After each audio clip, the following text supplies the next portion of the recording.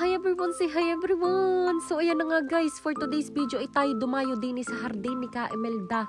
Ay sa tunay, tama pala ang aming nasagap na chismis ay pagkakaganda din Ay aasa halagang 150, ay hindi ka nalugi. Kung ikaw ay senior pa at PWD, may discount ka pa, 120 na laang sabi ni Ka Imelda. Ay ari sa tunay lang ay nakita laang ng aking ina sa Facebook. Tapos siya ay gandang-ganda ay kamero ay pumasyal din ay saktong wala naman trabaho ang aking dade.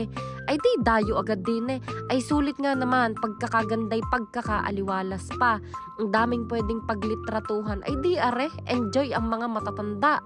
Tapos kami nagpunta pa din pagkakaganda ng panahon ay kitang kita ang lawa ng Taal.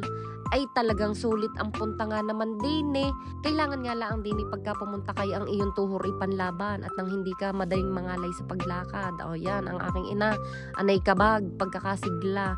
Ay di ang aking daddy are, tamang pakit na laang doon sa gilid, pa-picture-picture.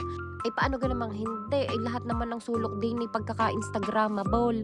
Ari nga at atin pang isusum ang Taal Volcano. Wag ka lang sadyang mag-aalboruto at kawawa naman ang sangkatauhan.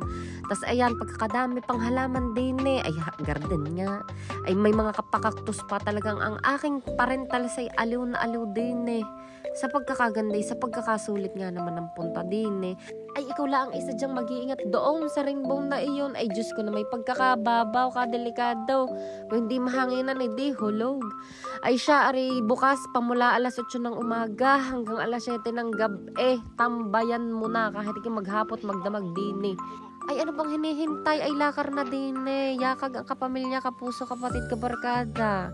Ay siya, ayun laan. Sa susunod ulit ha. Follow for more. Ingat kayo lagi. Bye-bye!